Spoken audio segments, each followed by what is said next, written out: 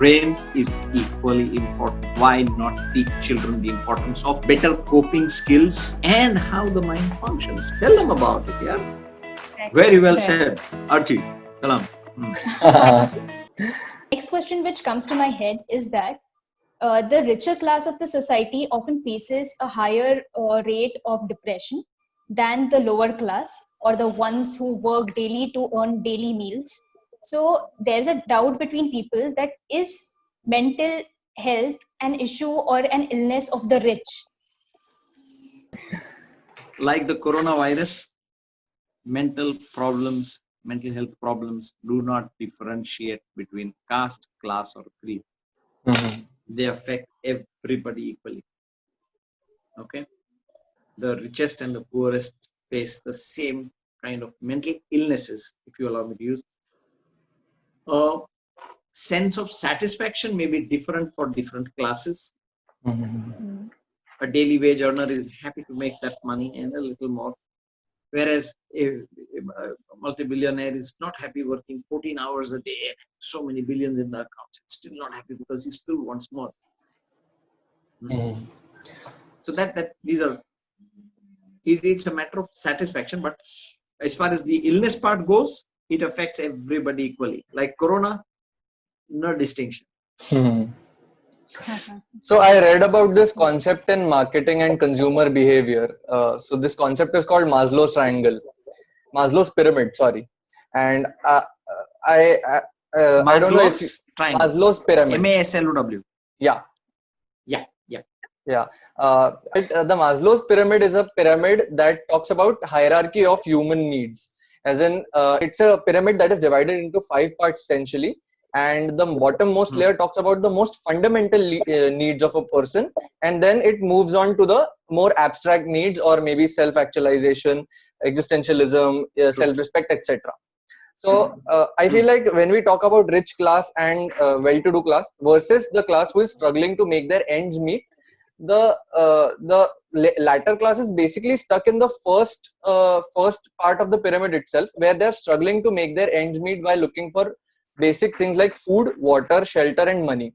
So is there some kind of barrier that is between them and the above parts of the pyramid that maybe gives them a little more scope for being aware of their mental health? Not aware, but facing less issues, since they are only stuck at the first problem itself.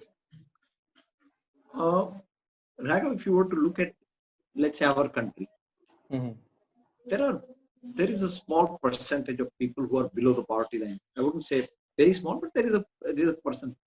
Yes, their needs are different, and yes, they would be more prone for depression and mental health issues. But if you look at beyond this bracket of people below the poverty line, most people are living a decent enough life, having enough to their basic needs. The lower 2 tiers of the pyramid are being met with. The lower 2 levels of the pyramid are being met with. I wouldn't think that it has anything to do with just how much you have, because people who have everything and who can provide so much more to, they also don't reach that self-actualization. Whereas I sometimes see people on the roadside living in slums,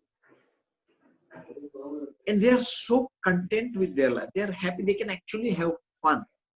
And if you get hurt, they can still manage to get out enough money to take you in a taxi to the hospital. So I sometimes wonder if self-actualization it's a fantastic concept, but it doesn't have to go through all those levels. It's just one man's conceptualization. So I think that mental health has always been treated as a taboo in Indian society. People don't want to discuss this topic in person. And when I think this with the perspective of someone who is suffering from it, I think that when should I go and approach someone? When should I understand कि अभी मेरी mental health is not okay and now I want some external help? When should I communicate to a psychiatrist, therapist, or someone else? So when you're thinking, feeling, behavior, or your habits and your initiative to do things becomes dysfunctional to an extent that you can't perform your day-to-day socio-occupational work, that is the time you seek out help. Mm-hmm. So if there are problems with your thinking, if you get too many thoughts that bother you, you are unable to focus on what you're doing. If your emotions are getting too overwhelming for you to handle, if your initiative to work or initiative to do anything is just going down and you don't feel like doing anything at all, just can't get yourself to do, or your behavior is making it difficult for you to deal with people or for people to deal with you. Okay, and that starts affecting your daily functioning in your routine life, and your quality of life starts going down, and then you know that something is not right. So some problems you can yourself detect, I'm not right, and in other problems people start finding you to be different. In both the cases you should seek help. One thing that I want to mention with regards to mental health, our forefathers believed that their father has to be heard and respected, and you can't go against him, you can't say anything. And then our grandfathers listened to their forefathers, their father listened to our grandfather. This generation believes and knows they have a mind of their own. And sometimes they don't agree with their parents or with their grandparents for that matter. And they want to do things differently. But if they did something against the wishes of the parents or the grandparents or anything contrary, there is that aspect of fear and losing respect.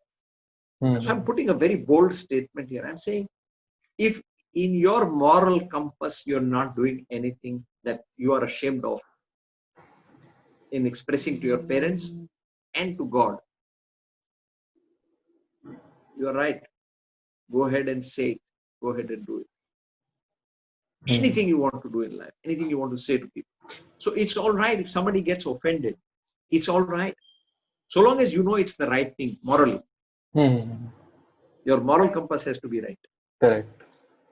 I was just thinking about this one thing for a long time now, that we call it mental health, just like we call it physical health.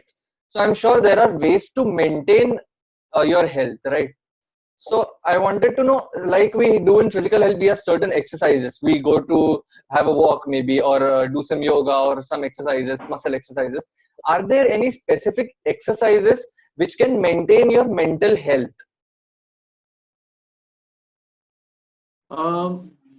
Not that I can actually narrate them as exercise 1, 2, 3, 4, 5. But I would say that having a good diet, eating well, sleeping for enough hours in the night only, not in the day. Making sure you get enough exercise, physical exercise, because it's mental health doesn't exist as a compartment separated. It's a whole part of who you are. Okay. So just doing the routine stuff, doing it properly, constitutes to good mental health. Also, I think the kind of information you give yourself access to, the kind of people you interact with also plays a role in mental health. Yes. If you're only listening to the negative people and the naysayers, then I'm not surprised if you have a PhD in being sarcastic. And that does nobody's mental health any good, right? So being able to reflect yourself, being able to introspect and ask yourself, am I mentally a little better today than what I was, let's say, last week or 10 days ago? If we can have that, then we can start working towards being more healthy mentally. Am I making sense? Yeah. Yes, you are. we had asked our audience on Instagram to ask us some questions or doubts which they have related to mental health. So there are a few common doubts which people had. So we'll take the top 3, which were the most common doubts. Jay. Okay.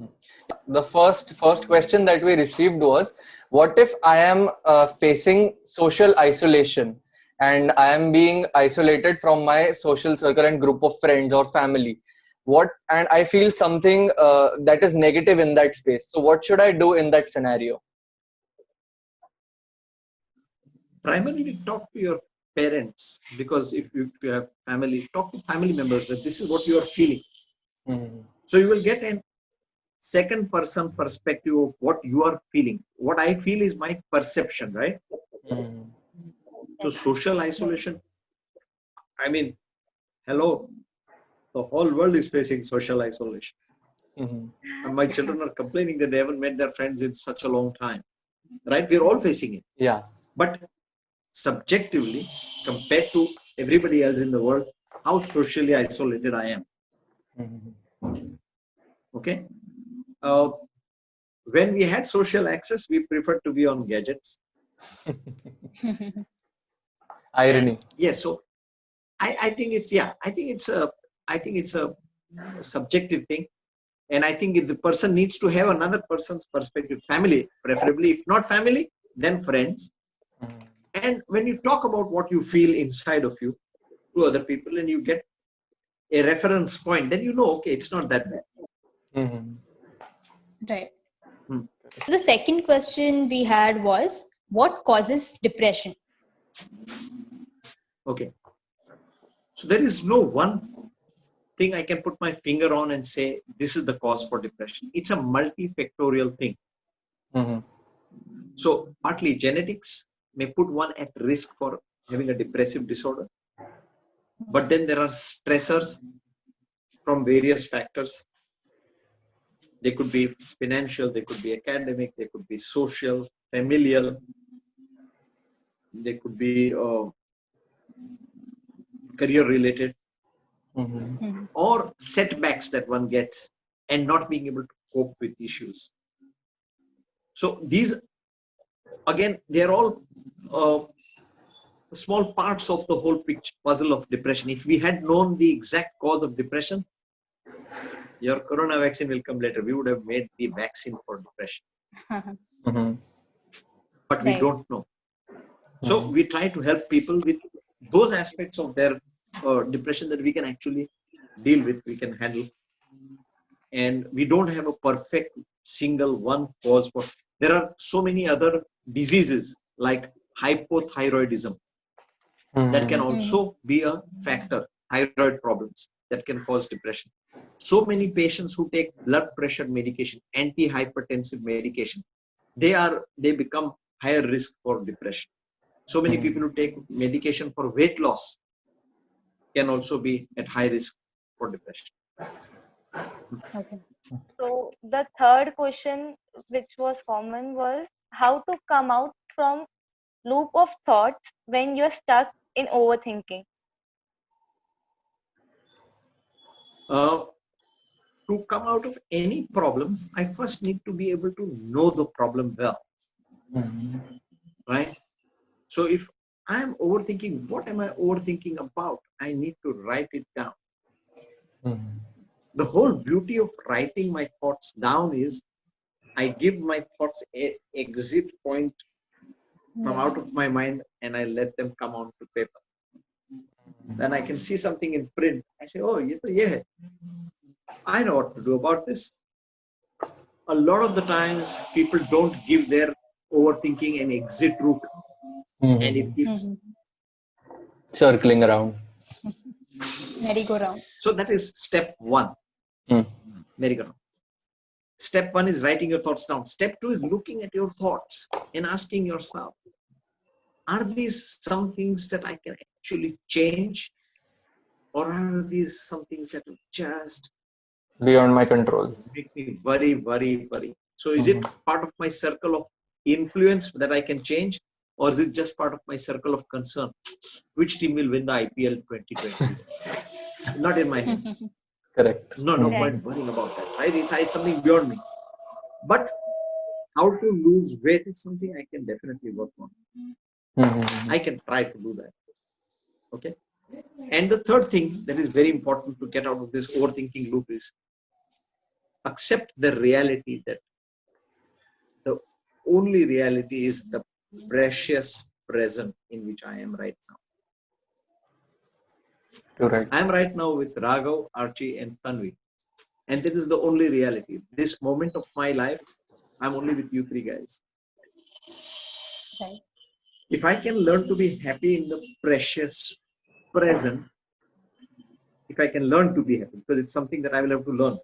I have to learn this every single moment of my life. And if I can just handle the next 5 minutes of my life comfortably, I'm sorted. Problems come up when I try to fix up future events right now. And overthinking means the person is raced ahead into the future, wanting to solve the future problems today.